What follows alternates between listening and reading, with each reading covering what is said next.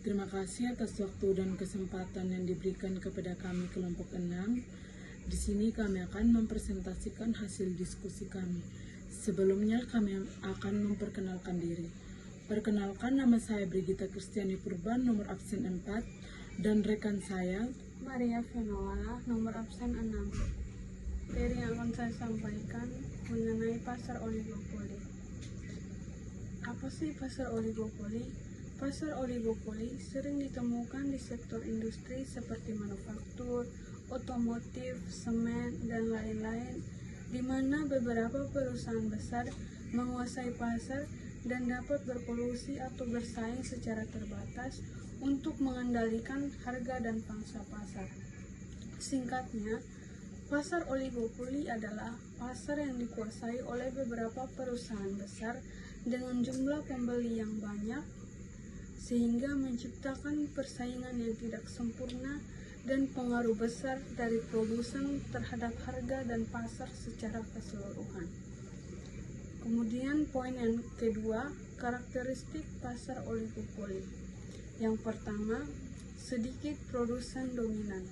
Pasar ini hanya dikuasai oleh beberapa perusahaan besar, biasanya antara 2 sampai beberapa perusahaan saja yang memiliki pengaruh besar terhadap harga dan output pasar. Yang kedua, saling ketergantungan antara peserta pasar. Keputusan satu perusahaan seperti perubahan harga atau produksi akan mempengaruhi keputusan perusahaan lain, sehingga mereka saling memantau dan merespon tindakan pesaing. Yang ketiga, produk bisa homogen atau terdiferensiasi. Produk yang dijual bisa sama atau yang disebut homogen atau berbeda dalam fitur, kualitas, dan merek, sehingga persaingan tidak hanya berdasarkan harga, tetapi juga aspek non-harga seperti inovasi dan pemasaran. Yang keempat, hambatan masuk yang tinggi. Perusahaan baru sulit masuk pasar karena diperlukan modal besar, teknologi canggih, regulasi ketat, dan keunggulan merek perusahaan yang sudah ada. Yang kelima, persaingan non-harga dan strategi pemasaran kuat. Perusahaan sering menggunakan iklan intensif dan strategi pemasaran untuk mempertahankan pelanggan dan menarik konsumen baru. Yang terakhir, harga cenderung stabil. Harga produk di pasar oligopoli tidak mudah berubah karena perusahaan besar biasanya bekerja sama secara tidak langsung dalam menentukan harga agar keuntungan maksimal. Poin yang ketiga, kurva pemaksimum jangka pendek. Untuk grafiknya bisa dilihat dan penjelasannya, pemaksimum keuntungan jangka pendek pada pasar oligopoli terjadi pada titik di mana biaya marginal sama dengan pendapatan marginal, dengan kurva permintaan yang patah menyebabkan harga cenderung stabil dan output ditentukan oleh interaksi biaya dan reaksi pesaing. Kurva MR yang tidak kontinu mencerminkan ketegangan antara menaikkan dan menurunkan harga dalam pasar oligopoli. Jadi poin selanjutnya tentang kurva permintaan patah. Dan di sini bisa lihat grafiknya.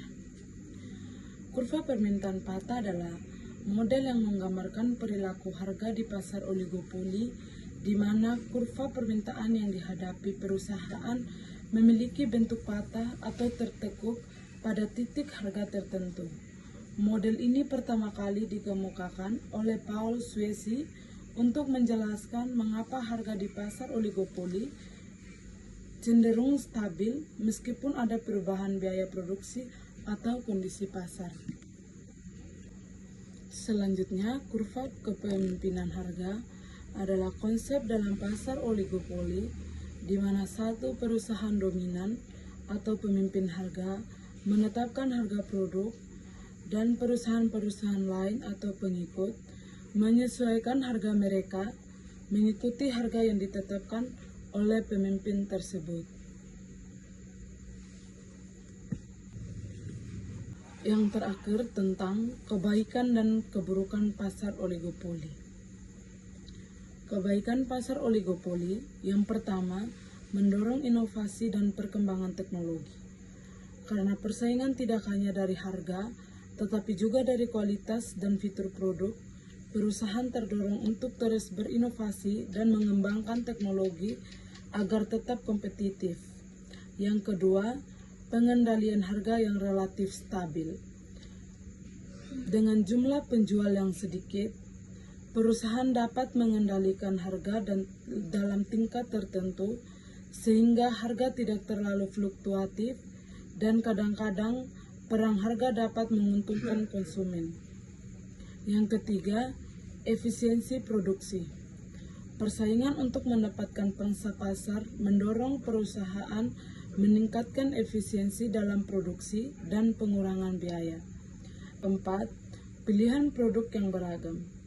Konsumen memiliki beberapa pilihan produk, baik yang homogen maupun terdiferensiasi, sehingga dapat memilih sesuai kebutuhan dan preferensi.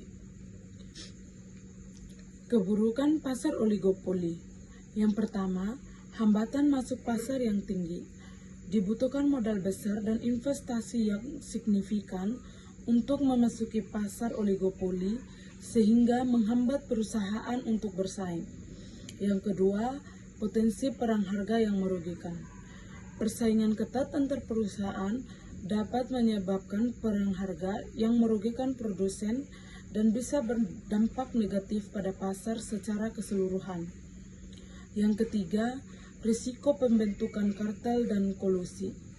Perusahaan oligopoli dapat melakukan kerjasama atau membentuk kartel untuk mengendalikan harga produksi yang pada akhirnya merugikan konsumen karena harga menjadi tidak kompetitif. Dan yang keempat, pemborosan sumber daya.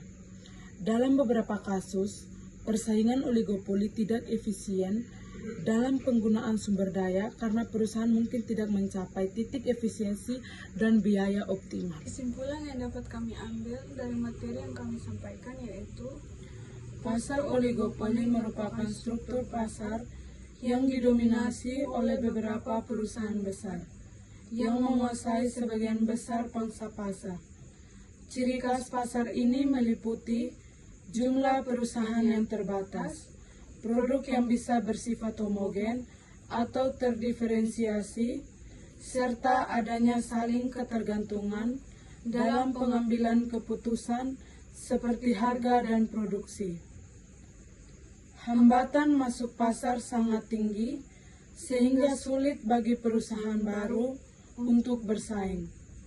Persaingan dalam pasar oligopoli tidak hanya melalui harga, tetapi juga melalui persaingan non-harga seperti iklan dan inovasi produk. Sekian hasil presentasi dari kami. Mohon maaf jika ada kesalahan kata. Terima kasih.